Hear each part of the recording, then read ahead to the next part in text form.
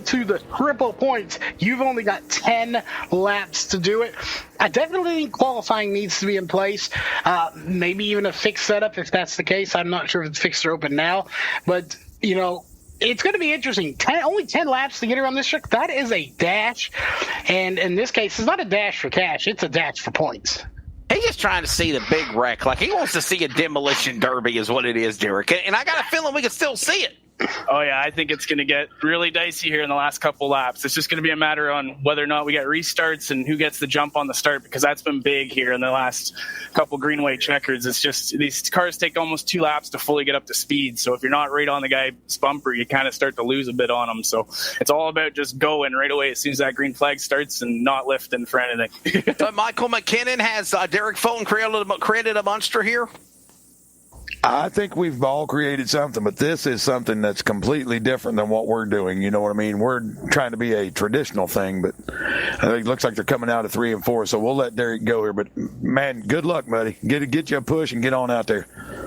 Sounds good. Thanks, buddy. Ready for the restart, gentlemen.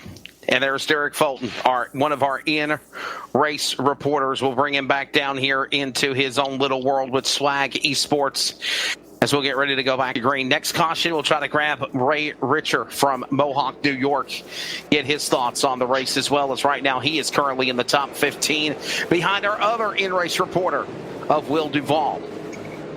Through the Geico restart zone, they'll make their way back to the tri-oval, to the restart box. Those 2 stripes up against the safer wall barrier, up against the retaining wall. Green flag goes back in the air. Through the gearboxes, they jump into turn number 1. New leader, powering up to the number 1 spot. Give it now to Howell. Looking to run down Fulton as Fulton puts Silver Bells to the lead. Michael out of turn number 2. Yep, got the sleigh bells moving. I'd say we'll get spread out here for just a second. And the Mainses are going to be hounding the Swags. That's what they're going to be doing. It's Sadler eSports against Swag, Charles Wooten. And I'm curious here, and you see this. You have 2 teams essentially racing here, kind of mixed up with a banana car in the middle. But and that's Daniel Hendra with IM car. Don't count him out. He's pretty damn good. And he's got 4 or 5 other teammates back there too, but my question is, everybody wants to keep Garrett Maines behind him, so how bad is Derek's will to win versus just making sure Garrett Maines doesn't win? That's true. You ask him, will he move him? I would say yes. Look at this battle for the lead. These are teammates on the Swag team, Swag eSports, Fulton and Powell. Peyton Howell down the back straightaway, has looked really good on the series, had a couple of poles, and has had some bad luck at Wilkesboro and last week at Dover. Been kind of a mediocre day for the driver of the green, number 11. Daniel Hendra for IM car, right there nestled in 3rd. And then the Maines family of son and father, Garrett and Jason in the top 5. Mike Adamson. Michael, what a run for Mike. I tell you what, he improves every week. He's just better and better and better. And he has a knack on this. All with the top 5 first time, 12th, second race. He's going to be right there at the end. Closing in on halfway next time by. And Katie bar the door, ladies and gentlemen. Just like the lyrics to that song, I got a feeling something's gonna go wrong because it's feeling too damn good as these drivers are working their way around the backstretch. A storm brewing, if you will. If one of these drivers break out of line, Charles, we could see it. Here they come out of 4 to halfway. Yeah, and I'm curious here, too. We went a little ways back. You see you've got 3 Camel towing cars back there. You've also go up to the front. You've got another one up here. There's 4 of them versus 2 of Swag and 2 of the Sadler eSports right there. So if these 4 cars could get up there, they could give a little bit of a trouble for these 2 Swag eSports and 2 Elliott Sadler cars. Sadler eSports, eSwag, and IM car. Those are your 3 teams that are up there, with Derek Fulton leading the way. Derek Fulton in the number 7 from Santa Ontario, Canada. Has that Silver Bells machine in the wind. Behind him his teammate, following him, a draft, if you will, under halfway, coming to the line. This time by, gentlemen, they're all nestled single file, at least 7, 8 cars are, and then it's door to door from the back of the pack to the top 15. 9 to go, Michael McKinnon at Talladega as they go across the stripe. Back to turn 1, Silver Bells leading them into turn 1. Yep, we are completely stretched on the bottom. This is kind of what I thought we'd see. Everybody's getting a game plan together. I'm kind of glad I didn't race this because I don't understand why the 3 camel towing cars in the back cannot make ground. I expected them to make ground, and they absolutely cannot make up ground. Yeah, we were talking about camel tow racing there. As we've been mentioning those cars, that's the 90. They were just showing a moment ago the 90 of Kenny Zeems, Michael Jeans, also guys struggling in this race. He's all the way in 23rd. After being winner of race 1, runner-up of race 2, he's now struggling in that 08, but I'm wondering if he's playing possum. When does he come to the front? That's the question. Yeah, I'm absolutely thinking he's playing possum. Is he anywhere around Gagnon? I think they'll hook up again, and they will come. Gagnon coming off a top 3 finish, the man out of Pineville, North Carolina. From the man out of Canada, leading the way, Derek Fulton. Peyton Howell there in the number 2 spot, teammates for eSwag. For Elliott Sadler and Sadler eSports. It's father, son, Jason and Garrett Maines, and now they got to run on the outside lane. They'll push out of the draft single file on the bottom. Catfishing no more. Now they're about to go door to door. Jason Maines opens up a line with Garrett, hooks up with him as they'll come to the line and take 7 laps to go. This time by. I think it's go time, gentlemen. Yeah, definitely is. Definitely go time. That just opened the door for Adamson. He's just continually bottom feeding. Every time somebody moves, these cars get an incredible suck up. You can see it, and he just closes the door every time someone moves. Back out of turn number 2. Back straight away. Garrett Maines, Jason Maines trying to hook up with those identical cars, father, son, moving through the pack. Ready for this race to come to the finish. It'll be when they come to the line. 6 laps to go. This time by. Again, 6 laps is not a lot of time either. Of course, 20 laps at Wesley isn't a lot of time, but 6 laps to go. Yeah, and I want to point this out, just how impressed I am with NASRA so far. Not only do we have 31 cars, we had 34 the last 2 races, we have kept nearly every single one of these in the race. I've seen a lot of races where you start 30-plus cars, and by halfway in the race, or even 15 laps in the race, 12 cars are out of the race. Well, what you have right here, what you're seeing on your screen, is basically 3 teammates, because Adamson runs for Phantom Motorsports, which Derek Fulton owns. That's right. Basically, you've got 3 teammates, and if he can just snug up a little bit here in a minute, they're going to be real hard to beat. And gentlemen, look at Mike Adamson. He has moved up to 3rd. And we got a caution. Car spun bottom of the apron. No yellow flag yet. Problems on the number 20 machine. Will we see a caution? We will not. 6 laps to go. No yellow. Problems on the 20 of Brett Summers. Still staying green.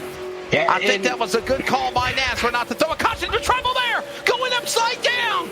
Number 2, Jason Maines overcorrects, shoots in the pack, smacks the inside wall for the outside wall out of turn number 1 and 2, and the number 2 will put us under caution. And how did this get started, Michael? Wow. You can see he got just a little high in the corner, tried to tuck back down, but as I said before, these cars behind have incredible closing rate, and he just couldn't get back down in time, and across the nose he went. Watch it from another angle. Jason Maines, winner of race. Wow. Runner-up of race number 1 is what I meant to say. Take another look here. He may have had a little shot in the shorts, too, right there. A little help from Duggar in the 123, possibly. Riding on board with the man's world going upside down. Behind his son, and then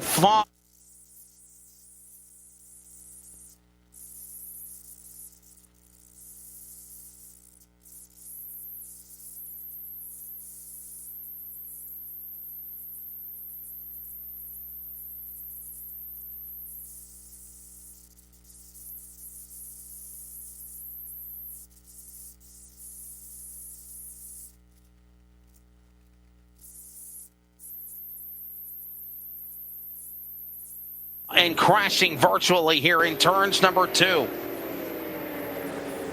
Yeah, it's like I said, I don't know if these get a little harder to go as the tires wear out, but it seemed like he just pushed a little in the corner and then tried to close the door back down, but it was too late. Wow. The only way you can make a pass on these is when somebody makes a mistake like that. You have to take advantage of it, and the 123 simply tried to take advantage of it, and it was too late for Jason. It's unfortunate for him, and Wesley, who's the biggest upset here, or I don't want to say loser because they're not losers, but who is the biggest loser here? The two that got wrecked, or the one of Garrett Mays that now really doesn't have a teammate up there? Ah, man. I'll tell you somebody else who is literally starting to make a climb through the pack as this race is coming to under 5 laps to go, and that is one of our NASRA in-race reporters from Mohawk, New York, Ray Richer. Ray, you're up to 7th. It's go time. Triple points. What are we going to see? By the way, there's a lot of wells in there. So besides the deep subject, I think we're going to see a lot of hard racing because I'll tell you, there's been a lot of communication with the guys up here. They've been really good about it. A few guys are kind of in and out, but, if they can hold their lines, they can get a little bit faster. So, again, the communication is going on up here.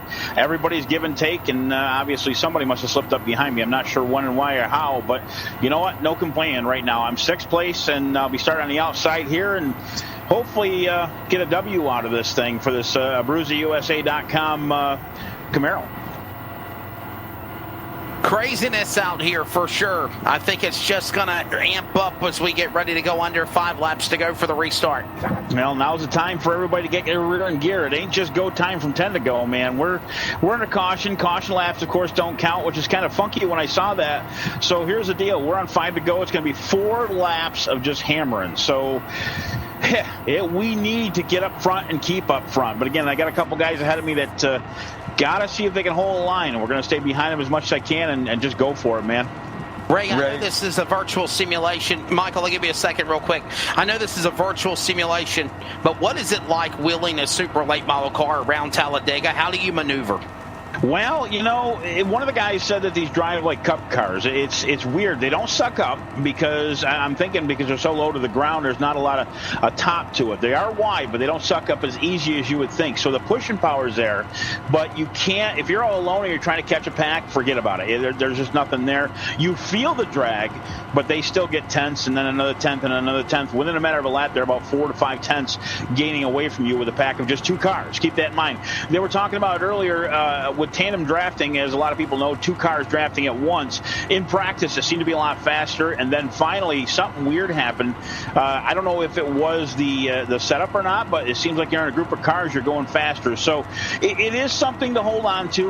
You got to up your ratio a little bit compared to the stock. The stock is roughly, I think, 12 to 1. I'm not going to lie, not going to sugarcoat nothing. Mine's at 14, a little more input, but you can control them better. They're not as skittish around the track. I mean, you lose it, you're going to have a problem trying to catch the darn thing. But on the same note, 14 to 1, as far as I'm concerned, is the way to go. And again, a lot of input, but it's easier to drive these, in all honesty, than driving the trucks around here. So, but they're a bunch of fun. Well, the lights are going to come off on the pace car and settle us up, boys. We're coming for a restart. But Michael, quick question for Ray Richer. Go ahead, bud. Well, you were asking what was the game plan. See that big number 1 right in front of you there? Get on the tailgate and go. Well, I've been watching him up front all night long, and let's kind of let another cat out of the bag. I'm in the same channel he is, so I know what's going on. But Garrett's been doing phenomenal all night long. A lot of good communication on our channel, so let's hope I can work with him. And you know what? Last lap, if we're the only 2 out there, I think it's going to be a side-by-side race. I was going to say that. When are you going to cue up the song, Why Can't We Be Friends? Well, that's going to be about a half lap after this is done with. Oh, wow. Go get him, Ray. Always appreciate your dialogue, my friend. Right back at you, fellas. Appreciate you guys doing what you're doing. Thank you, sir. Long night, Ray Richer, ready to bring this one to the house, and the driver for, again, right there in that box with amongst the Sadler eSports teams. He's kind of getting a little help, guys. What do you think? I think he's got as good a shot as anybody at this point.